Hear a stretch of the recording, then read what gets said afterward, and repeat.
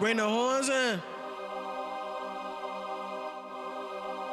We going all in. By the time Attica took place, I was a terribly experienced lawyer with 3 years background in doing stuff, although actually I'd had quite a bit of experience.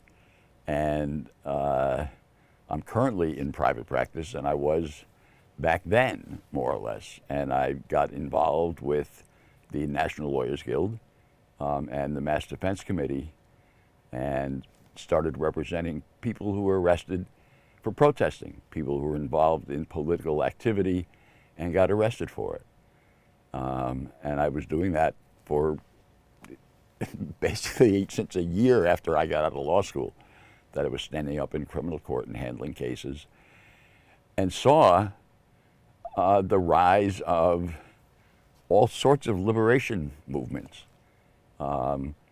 The Black Panthers, which represented the outcome, the outgrowth of the civil rights movement with which I was very much involved, representing Panthers all the time. The law firm that I was with became involved with the Panther 21, which is a very significant indictment of the Black Panther Party in New York. We'll come back to that in a second. But I was representing young lords, American Indian activists who would dump paint on Teddy Roosevelt's statue way back then at the Museum of Natural History. Iwar Kwen, which was a Chinese liberation group that was active in Chinatown, all sorts of liberation on the left, and prisons had been part of that. You can't, the inmates in prison don't exist outside of society, and so there were all sorts of liberation movements and people coming up and saying, I am worth self-worth and dignity. And some of that translated over into prisons, some of which started with the Black Panthers, who were imprisoned after their indictment. There was what was deemed a riot in the jail, where basically they negotiated with the jail authorities, and the jail authorities backed down. And that spread to other prisons in the city and upstate before Attica took place. So what was going on in terms of liberation, Attica fit right in to everything. It just got a little bit bigger than anybody ever expected because of the circumstances of what happened in the prison and what happened in Times Square, and how the inmates basically were able to take over the prison and take over D-Yard. I was involved. I was part of the guild. It was natural to me that we should be involved in the defense or in the offense. Nobody was a defendant yet, but there were people in the yard. They called for observers. My friend Bill Kunstler went up, was an observer. Lou Steele, who was my friend. People who I was associated with, Emily Goodman went up. Danny Alterman, who became my partner later, they went up to try to do something immediately after the 9th while the inmates were in the yard. And I was back in New York doing whatever could be done in New York as a support matter.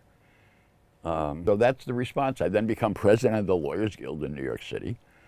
And so I have a more now of an institutional connection to the case and in the supportive role as guild lawyers from around the country start to do this. The inmates get indicted, which now gives us the largest mass defense case that we've had pretty much in history.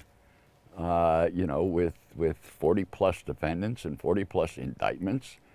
Lawyers are pulled in from all around the country who come in for it: Detroit, Boston, people on the coast, and the city, and lawyers upstate.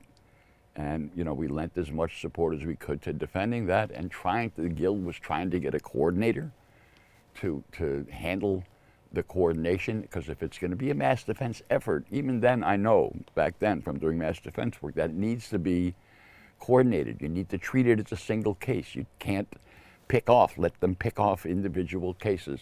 If there's going to be any success politically or legally, it has to be a unified defense.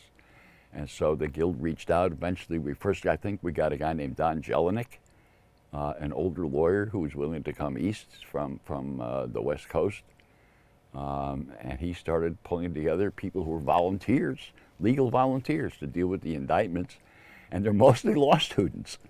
I remember at one point going upstate to and I don't remember where I went, but I spent an overnight in a house where Don and the law students were working on pre-trial motions. They had no fucking idea what they were doing, and were learning as they went the rigors of New York practice. Bring the horns in. We going all in.